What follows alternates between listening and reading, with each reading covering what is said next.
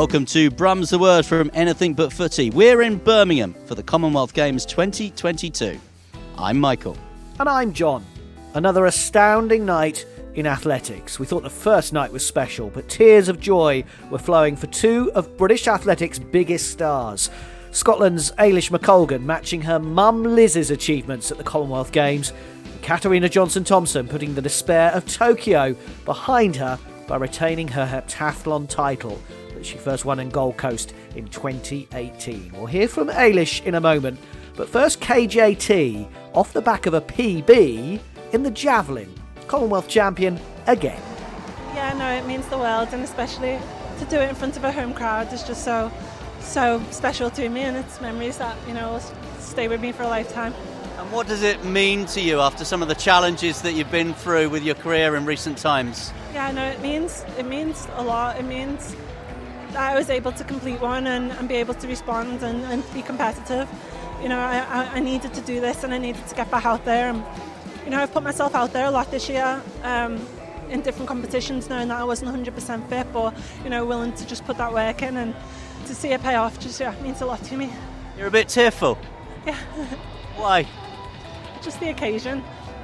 And tell us about the competition. I mean, as it went through over the 2 days, what were your emotions over that 48-hour period? Yeah, steady. Everything was really steady. With the heptathlon, you've got to be able to switch off and switch it back on. And, I stayed here underneath the stadium all day today and yesterday. I didn't go back to the village, and, I just sort of like that peaceful, calm atmosphere between events, and then you come out to the crowd. It's just like, it's a bit crazy, but yeah, it's like I said, it's been an incredible 2 days.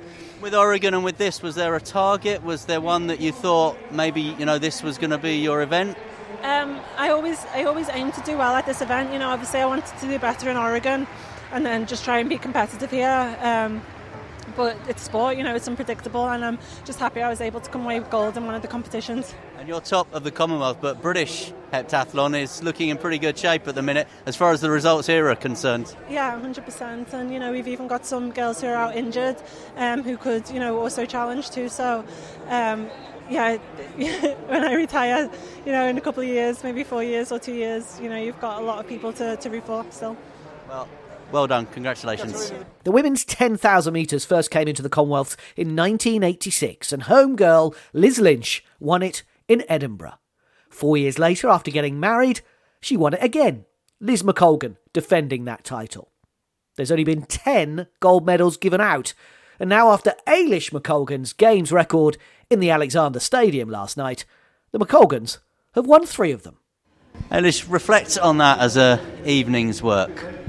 Yeah, it's just, honestly, I can't put into words what it means. I am just over the absolute moon. I don't think I'll ever get, no, sorry. Oh, man. I don't think I'll ever get a moment like that in my career again. Just the crowd was just, it was mad, absolutely mad. And I just called my wee granny there, just crying. So it set me off. Yeah, it's really special. My 3rd Commonwealth Games, to represent in I've done the steeplechase, the 1500, the 5k, and I've come 6th in all of them. And tonight I really wanted a medal. And the crowd over that last 200, that honestly it just gave me such a boost. I couldn't believe it. I felt I just had this energy out of nowhere, and it just helped. It helped massively, and yeah, I can't put into words. I think it'll sink in tomorrow when I wake up. That yeah, I did it. I won it. What does it mean to win the gold? Because you've got other medals, but a gold medal. Yeah, I mean, I've had no Commonwealth medals. I have a European medal from indoors and outdoors, but yeah, my first title, and to do it at the age of 31, like, that's what I'm even more proud about. I'm getting stronger, both not only physically but just mentally as well. Like, I believe in myself now, and I think confidence for me has always been a huge thing, and I think that's just helped from, like, not only my mum and dad but my partner Michael. Like, he just believes in me. He has this utmost faith that he sees like glimpses of it in training, and then we've come to racing, and I've just had a bit of a tough time with whether it's illness or injury and niggles just at the wrong time, and tonight everything came together. Like, I'm so proud of the race I put together tonight. I felt like I made all the right moves. I put myself in contention, and Michael kept saying to me, at some point those ladies are going to come past you, and just keep closing the gap. And that's honestly the thing I kept reminding myself was close, stay as close as you possibly can, because he kept saying that last K, the crowd will just drag you round. Even if you're dead on your feet, the noise in the stadium will just give you that buzz, and it'll help you boost you. And that's exactly what happened. I can't explain. The last 600 metres was just a blur, and the last 200 metres was like it didn't even happen. Like, I don't think I'll ever hear a noise like that. Incredible, it really was. Yeah, let me ask you, when you talk about things like executing race plans, strategies, processes, when does that go out the window, and then suddenly the emotion of tonight and the gold medal and the finish line getting closer and the roar kick in for you? Yeah, I think I went through a bit of a wobble at like halfway, because I was leading the race. I obviously, it was a bit windy tonight as well, and I thought, God, have I gone too early? It was quite slow through the first half as well, and obviously I prefer it when the pace is quick. Like in Hengelo this year, I set the pace at 15 minutes, which was British record territory, and tonight was 15:40, so I was way off the sort of pace that I like to clip along at. And so I started to panic a little bit. I thought, God, am I just a sitting duck? Like, it happened obviously at World Champs, and I just felt like at some point people are going to come past. But I was so fired up from that to not make that mistake again, and to sort of keep as close as I possibly could, because again I knew that crowd in the last K would really get me round. And I actually had, as I said, a bit of a wobble halfway, but once I got to about 5 laps and there was the 3 of us in contention, I thought, okay, calm down now. You've got people almost doing the work for you at this point. I'm not always taking every single lap. Like, they came past, I think, at the right time, and it really just, I kept saying to myself, relax, relax, try and relax. And at 600 to go, I knew I had a medal chance. I couldn't see the big screen. That was the weirdest thing. Like, usually I kept looking up to see how many of us are away, and I had no idea. And I think running scared helped a little bit as well. I wasn't sure, and I really was determined to win a medal. But yeah, that last 600, I sort of thought I could do it. There was sort of a glimmer of hope that I could maybe stick in and do it. And the last 200, I knew I could do it. I think just something just came over me, and that crowd noise, I can't put into words. It was insane. It really was. Final one then from me. We saw you with your mum, obviously celebrating with the Saltire, and then hearing Flower of Scotland in the Alexander Stadium. What goes through your mind when all of those magical moments come together like that? Yeah, I don't think I'll get another moment like this in my career. I'm obviously 31 now. This probably is going to be my last sort of serious track season. And even an hour before the race, my dad was like, you've got a chance tonight, like, so make the most of it. Don't finish the race thinking, I wish I'd done this, or I wish I'd made a move here. Like, do it, give yourself the best possible chance you can. So to have my mum there, and yeah, we don't get to represent Scotland very often, so to quite literally follow in her footsteps and become Commonwealth champion so many years after her, it's probably not quite sunk in just yet. And it's very rare that my family are actually here as well. Like, my dad was in the crowd, Michael, my mum. Couldn't persuade my siblings, so I've got 3 brothers and a sister, and they didn't come. But the rest of my mum and dad and everyone are here, and that's really special. Like, we don't get that very often, to actually have your support system in the crowd seeing that moment. As I said, I think this will be probably the best moment in my career, and something that I'll always look back on with really fond memories of. Eilish confirming she'll be focusing on the road then after this summer, and she is in the London Marathon in October. We're coming to the business end of the games. The group stages ending in netball, hockey, beach volleyball and T20 cricket. And diving takes over at the Sandwell Aquatic Centre too, after Australia won 25 swimming golds and more than 40% of all the medals, with Team England in second place with 8 golds. Scotland won 12 medals, Northern Ireland 3 and Wales 2. Here's silver medalist para swimmer Grace Harvey. Grace, obviously you were swimming upper classification, so you must be absolutely thrilled with that silver medal. Yeah, absolutely thrilled. Going into that event, I knew it was going to be a tough ask to challenge for a medal, but, you know, I wanted to give it a shot. You know, you're there to race, you're in front of a home crowd, and anything can happen on the day, so you just got to execute your race. And to come away with a silver with an English 1-2 as well, in front of a home crowd, that was special. How much did you target wanting to be in Birmingham, wanting to be at these Commonwealth Games? As soon as I knew it was in Birmingham, I was like, I want to make that team. You know, I was striving every single step of the way, and I hadn't hit a qualifying time up until the last moment. I was getting really stressed because I was like, I want this. You know, I want to put on that Team England kit. I want the opportunity to race in front of a home crowd. And when I got that selection email, I was completely made up. I was like, I've worked for this. You know, now I get to prove on the world stage what I'm capable of. So tell us a bit about this classification, because obviously you're able to swim up a classification, is that correct? Yeah, so in parasport, we compete in classes, and sometimes not every event class is included in a competition, for example, at the Commonwealth Games. So it was an SB6 event, and because my class, which is an SB5, which is a class down, meaning that I'm more impaired than those in SB6, is not included, you're able to race up, so it gives more swimmers an opportunity to compete. For me as well, like, I loved being an SB5 in the competition because it shows, like, to everyone, the public, what someone with a lower impairment is able to do, you know. And for me, it's all about the race, you know. It doesn't matter in the day what class you're in, because you're all challenging for those 3 medals. It's who executed their race the best on the day that counts. Now, you talked to me about executing your race, and that's a word that athletes use to me all the time. But let's talk about the emotion. When you go out there and you see the crowd and you hear the crowd, how much does the emotion kick in and the plan goes out the window? So I knew the emotion was going to be heightened coming out, because you can hear the noise when you're in call-up.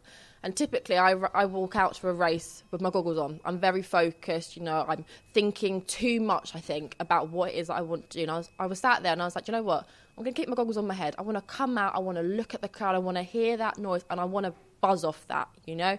I was reading all the posters we've got around the apartment. It says, like, a crowd at home games is unlike anything else. You want to soak it in, and I did, and I used that to my advantage. Pretty good day for Hertfordshire at the Commonwealth Games. There was you and then Amy in the judo as well. Yeah, I've actually known Amy since we were 13. We were both on the same gym programme, Heart-Centred Athlete programme, back when we were both at school. And seeing her win her bronze as well was just incredible. And to see her this morning, you know, we haven't seen each other for like 5-6 years. And like to both be at our first Commonwealth Games together is just a special moment for the both of us. Tell us just how it all started for you then back at home. So I started swimming lessons really early as like a form of physiotherapy, and then because my parents were like, yeah, we don't want our kid to drown because swimming is a very essential life skill. And then my journey into competitive sport started when I joined my local swimming club at age 9. I watched the Beijing Paralympic Games, and that was the first time I'd seen someone with a disability competing in elite sport. For me, that athlete was Liz Johnson, who actually does some of the commentary over at Swimming now. And I was like, if she can do it, why can't I? And I just got that bug for racing as soon as I had my first comp, and I knew I wanted to go to all the majors. I'm ticking them off. So give us a shout out then to those early days, the early club coaches. Yeah, I mean, massive shout out to Hoddesdon Swimming Club, and in particular my first coach down at Warrington, but also to Team Luton. I started training with them when I was 16, and they really helped me with my long course training, and those 2 clubs, they laid the foundations for me becoming the swimmer I am today. And just finally then waking up this morning, looking at the bedside cabinet, seeing the medal there, or did you keep it under the pillow? Oh no, right next to the bed, you know, I was like, that's not going out of my sight, you know, and it hadn't really sunk in yet either. Didn't get much sleep from all the caffeine high, and I was like, yeah, I did that, and I'm really proud. My name's Amy Platten. I won bronze medal at the under 48 category for judo. Amy, I mean, obviously you win a bronze medal, that's fantastic, but I'm interested in that process of losing a semi-final and then having to sort of pick yourself up and go again. How do you sort of get yourself mentally right for that? Well, it definitely is a challenge in judo because you have a second chance, but you just come from a loss. And we finished the preliminaries quite early, so it was about like 12 or half 12, and I had till 5 to fight for the bronze. So I really was like, right, okay, the fight's gone now, you can't go back in time, you've lost. And it was difficult because I really did come into the event thinking I could win it.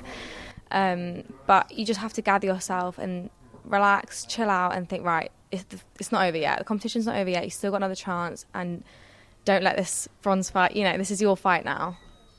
And how do you kind of prepare yourself for the fact that you are basically doing all your stuff in a one-day hit? There's no kind of process, there's no evolution of the games for you. It's one day, you start in the morning, finish in the evening. You know what? I love it because it just means that all the stress and the emotion is in one day, whereas I feel like if it was dragged out over a few days, that's just even more emotionally draining. So I prefer the one day. Obviously, it means that you've got to be good on that day because you don't get a second chance, but I think I definitely prefer the one day. And you talk about stress and emotion. Can you enjoy it? Have you enjoyed it? I mean, you definitely enjoy it. Like, I'm enjoying it now. I've got the medal, so I'm obviously happy. Every morning I do think to myself when we're getting that bus from the hotel to the venue or wherever we're staying, I'm always thinking, why am I doing this to myself? Because I'm so nervous and it doesn't get any easier. Like, the nerves are always there, no matter how big or small the competition is. I'm always nervous. So I do question why I'm doing this, but I remind myself it is my choice. So take us back. How do you start out doing judo in St Albans?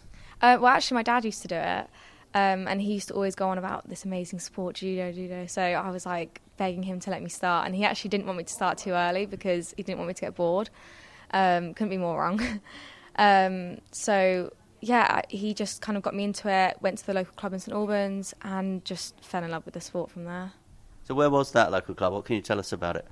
It was just a really small little club by like a skate park. We just went a few times and my dad was just on the sidelines watching it thinking, I need to, she's good at this, she's got something here. So then he just took me around all local clubs because judo, you just need to get as many partners as possible and get, train. So just went around London and then obviously the National Training Centre in Walsall and just kept going there and here I am today. Inspired by watching the football on Sunday night? Oh, 100%. I mean, women in sport, massive advocate for it. I've said this time and time again. And we watched it the night before, so obviously it was the night before I was competing. And we were all gathered outside the England block. And yeah, massive motivation for me. It was really inspirational. And I'm, so happy for the Lionesses. Take us inside then, Sunday night. So there was a big group of you. What was the atmosphere like for Team England supporting Team England at Wembley? Oh, it was massive. It was a massive cheer. You even had people from, like, volunteers all coming around to watch because we had a big TV. It was a really great atmosphere, actually, and it was really good, night before. That's what you want to be feeling before a competition.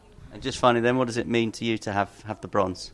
Oh, it means so much. I didn't think I was actually going to come to the Commonwealth at the start of the year. I had an injury, so everything was a bonus coming here, so to come away with a medal is just insane. Well done. Thank you. Thank you. This is Brum's The Word from Anything But Footy, and do follow us as we continue to track everything happening here at the Commonwealth Games in Birmingham.